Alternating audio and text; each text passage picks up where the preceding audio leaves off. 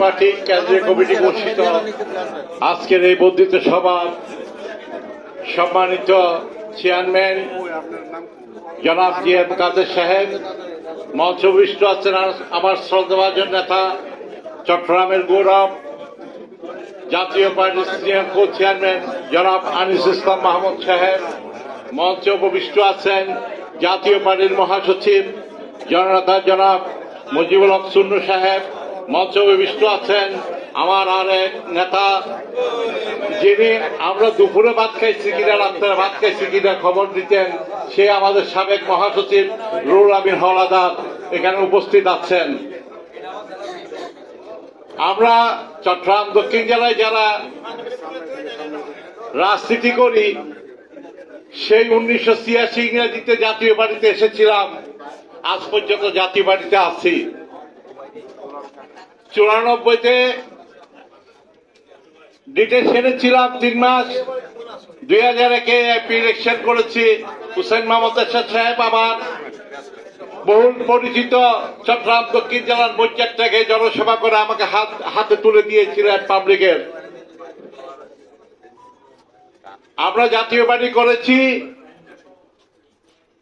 জাতীয় পার্টির স্বার্থে, আমাদের নিজের স্বার্থের জন্য না। আমরা কিছু পাইনি না, আমরা পেয়েছি, সম্মান পেয়েছি। আমরা ব্যবসা পাই নাই, টাকা পাই নাই, কিন্তু আমরা সম্মান পেয়েছি। বাপের দিনের তালুক বিক্রি করে পানি করেছি, এখনো করছি। এখনো 1 ঘন্টা জায়গা বিক্রি করলে 30 লক্ষ টাকা পাই, পানির পিছনে খরচ করি। তাই বাবু দেখতে পারে নাই, বাবু চলে গেছে দুনিয়া থেকে, ভাইয়েরাও দেখতে পারে না। আজকে সেই অবস্থায় জাতীয় পার্টিতে আমরা আছি।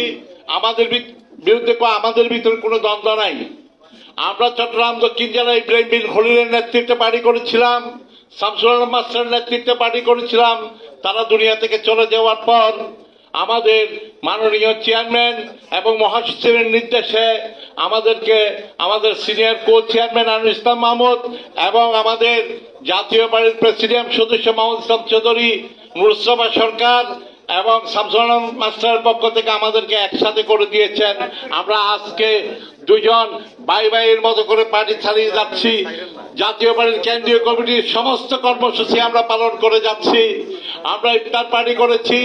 আমরা সেদিন যে প্রোগ্রাম একদিনের নোটিশে সমরেশ ভাই আমাকে পাঠিয়েছেন, একদিনের নোটিশে আমরা লালদিঘির মাঠের পাশে আমরা আমাদের ফিলিস্তিনের বিরুদ্ধে ফিলিস্তিনের পক্ষে যে ইয়েটা করা হয়েছে, আমরা মিছিল করেছি, বিক্ষোভ মিছিল করেছি। আমরা প্রতিটা প্রোগ্রাম পালন করেছি কেন্দ্রীয় নেতৃত্ব। তা আমরা শুধু অনুরোধ করব, আমাদের সম্মেলনটা হয় নাই দক্ষিণের। কেন হয় নাই? এখানে আমাদের পার্টির চেয়ারম্যান হুসেন মোহাম্মদ এরশাদ সাহেবের অনেক টাকা মেরে গিয়েছেন রোশন এরশাদ গ্রুপের মহাসচিব। উনি দক্ষিণে গিয়ে একটা সম্মেলন করেছেন পটিয়াতে। পটিয়া কেন্দ্রের কিছু কর্মীদেরকে বাগিয়ে নিয়ে জাতীয় পার্টি থেকে ওরা রোশনের গ্রুপ করেছেন। আমাদের এখানে একটা দাবি থাকবে, শুধু এদেরকে চিহ্নিত করে জাতীয় পার্টির এই গোয়ালঘরটা পরিষ্কার করে দেবেন। আমরা যারা এই জাতীয় পার্টি করব, আমরা আপনাদের নেতৃত্বে আছি, ছিলাম, থাকবো, আমাদের মাঝে আর কোনো দ্বন্দ্ব নাই। এদেরকে পরিষ্কার করে দিবেন।